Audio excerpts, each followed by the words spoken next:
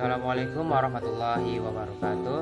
Perkenalkan, nama saya Rahmat Hidayat Fitra dengan NIM 21130-378. Baiklah, saya di sini akan sedikit menjelaskan tentang filsafat dan filsafat Islam. Yang pertama, filsafat. Kata filsafat berasal dari bahasa Yunani, yaitu dari kata philos dan sophia. Philos yang artinya cinta yang sangat mendalam, dan sophia artinya kebijakan atau kearifan. Istilah filsafat sering dipergunakan secara populer dalam kehidupan sehari-hari, baik secara sadar maupun tidak sadar. Dalam penggunaan populer, filsafat dapat diartikan sebagai suatu pendirian hidup atau individu, dan dapat juga disebut sebagai pandangan masyarakat. Mungkin Anda pernah bertemu dengan seseorang dan mengatakan, filsafat hidup saya adalah hidup seperti oksigen menghidupi orang lain dan diri saya sendiri. Atau orang lain lagi mengatakan hidup harus bermanfaat bagi orang lain dan dunia. Ini adalah contoh sederhana tentang filsafat seseorang. Selain itu, masyarakat juga mempunyai filsafat yang bersifat kelompok. Oleh karena itu, manusia itu makhluk sosial. Maka dalam kehidupannya, ia akan hidup bermasyarakat dengan berpedoman pada nilai-nilai hidup yang diyakini bersama. Inilah yang disebut filsafat atau pandangan hidup. Bagi bangsa Indonesia, Pancasila merupakan filsafat bangsa.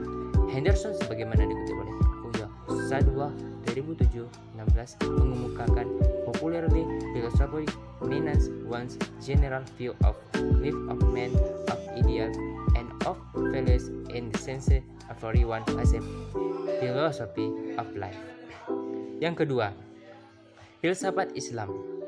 Kata filsafat berasal dari bahasa Yunani kuno yang berarti cinta akan hikmah dan kebijaksanaan. Pengertian ini masih terus digunakan oleh orang hingga sekarang. Di dalam Islam, pengertian di atas mempunyai sandaran dua, seperti tertuang dalam firman Allah, Quran Surah Al-Baqarah ayat 269. Filsafat Islam merupakan hasil pemikiran filsuf tentang ketuhanan, kenabian, kemanusiaan, dan alam yang dilandasi ajaran Islam sebagai suatu pemikiran yang logis dan sistematis. Selain itu, filsafat Islam juga memaparkan pula secara luas tentang ontologi dan menunjukkan pandangannya tentang ruang, waktu, materi, serta kehidupan. Filsafat Islam berupaya memadukan antara wahyu dan akal, antara akidah dengan hikmah, antara agama dengan filsafat, dan menjelaskan kepada manusia bahwa wahyu tidak bertentangan dengan akal. Dalam perkembangan selanjutnya, cakupan filsafat Islam diperluas ke segala aspek ilmu-ilmu yang terdapat dalam khasanah pemikiran keislaman seperti ilmu kalam, usul fikih, tasawuf, dan ilmu fikir lainnya yang diciptakan oleh ahli fikir Islam. Ibrahim Makdur memberikan batasan bahwa filsafat Islam adalah pemikiran yang lahir dalam pemikiran dunia Islam untuk menjawab tantangan zaman, meliputi Allah dan alam semesta, wahyu dan akal, agama dan filsafat. Pendapat lainnya mendefinisikan tentang filsafat Islam sebagai pembahasan tentang alam dan manusia yang disinari ajaran Islam.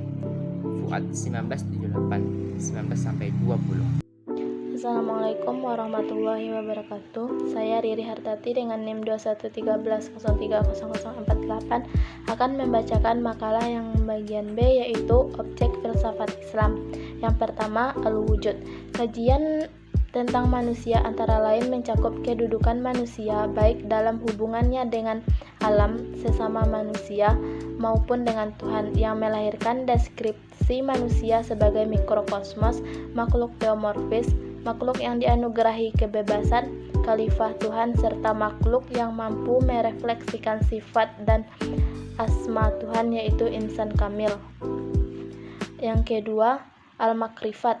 Dalam perspektif filsafat Islam, pengetahuan yang dimaksud adalah pengetahuan objektif serta terjemahan dari istilah Arab.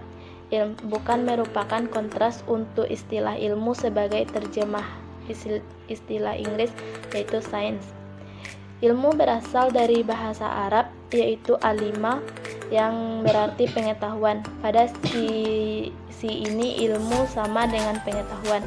Menurut Mulyadi Kartanegara, ilmu memiliki kemiripan dengan sains. Seperti halnya sains dibedakan dengan knowledge, ilmu juga dibedakan dengan opini. Jadi ilmu bukan sembarang pengetahuan atau opini, tetapi pengetahuan yang teruji kebenarannya. Yang ketiga, Al-Qayyim. Al-Qayyim adalah cabang filsafat yang menyelidiki tentang nilai-nilai yang menjelaskan berdasarkan kriteria atau prinsip tertentu yang dianggap baik dalam tingkah laku manusia. Assalamualaikum warahmatullahi wabarakatuh. Perkenalkan, nama saya Islahuddin dengan NIM 2113030080. Baiklah, di sini saya akan melanjutkan pembahasan makalah kami, poin C, yaitu dorongan Al-Quran dan hadis untuk berfilsafat.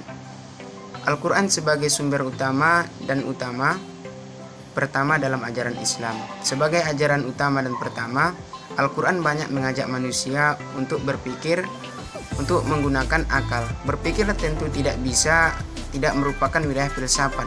Karena itu tidaklah berlebihan jika dikatakan bahwa Al-Quran sesungguhnya inspirator bagi munculnya filsafat. Selanjutnya, wacana Al-Quran tentang filsafat. Istilah filsafat merupakan istilah asing yang berasal dari bahasa Yunani. Karenanya istilah filsafat tidak disebut dalam Al-Quran. Jika istilah filsafat diartikan dengan makna cinta pada kebijaksanaan, maka dalam Al-Quran istilah tersebut dikenal dengan kata Al-Hikmah. Demikianlah penjelasan materi dari kelompok kami. Kami harap para audiens dapat memahaminya, dan agar lebih paham, audiens bisa membaca kembali di makalah yang telah kami kirim di grup mata kuliah. Demikianlah akhir kata. Assalamualaikum warahmatullahi wabarakatuh.